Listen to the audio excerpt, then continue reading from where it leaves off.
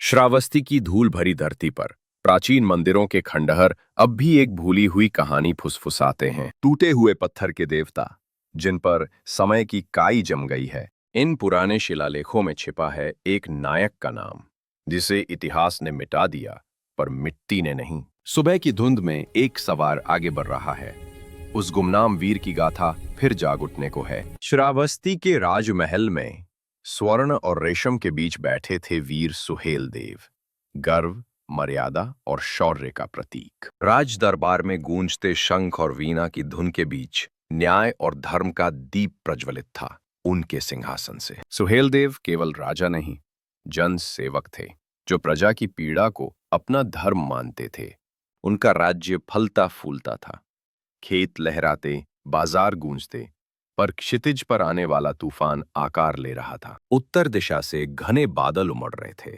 धूल के बीच घोड़ों की टापें आसन्न तूफान का संकेत दे रही थीं। गाजनी का सेनापति सालार मसूद, जिसकी निगाहें धन पर नहीं, इस भूमि की आत्मा पर टिकी थीं।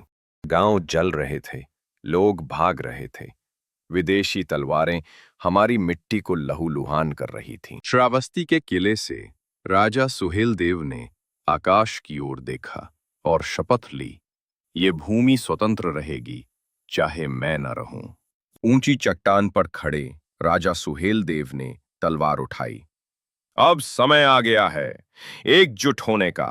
उत्तर से दक्षिण तक के वीर एक ध्वज तले खड़े हुए, जाति और धर्म से ऊपर, मातृभूमि के नाम पर। दूत घने जंगलों से गुजरे, हाथों में संदेश था, उठो, ये युद्ध हम सबका है।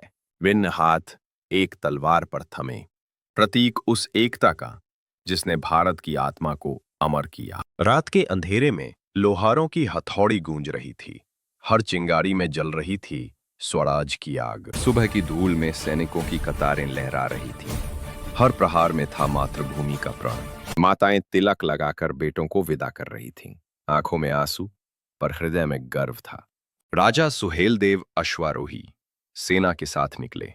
बहराइच के जंगलों की ओर प्रतिज्ञा गूंज उठी, जय भारत। सुबह का सूरज लाल था, जैसे धरती ने रक्त की गंध को पहचान लिया हो।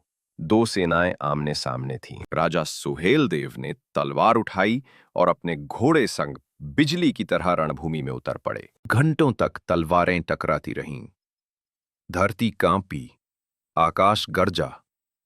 हर वार में था जय भारत का स्वर। अंततः सालार मसूद रणभूमि में गिर पड़ा और इतिहास ने देखा कैसे सत्य ने फिर से असत्य को हराया। युद्ध थम चुका था, धुआं अब भी जमीन को ढक रहा था।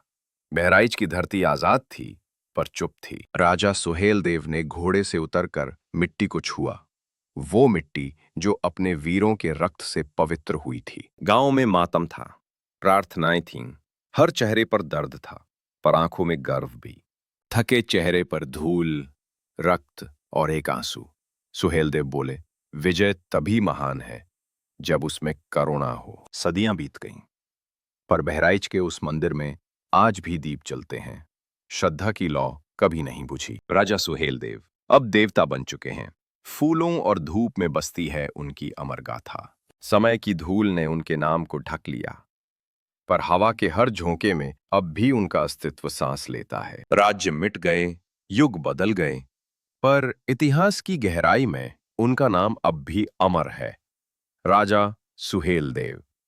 नए सूरज की किरणों संग फिर जन्म लेता है वो संदेश, भारत की एकता, भारत की आत्मा। गांव की कक्षा में बच्चे आज भी सुनते हैं उस वीर की गाथा, राजा सुहेल देव की अमर कहानी। समय के पार उनकी आत्मा अब भी इस भूमि की रखवाली करती है, आशीर्वाद बनकर। प्राचीन ध्वज अब तिरंगे में मिल गए हैं। यही है भारत की आत्मा, यही है सुहेल देव का संदेश।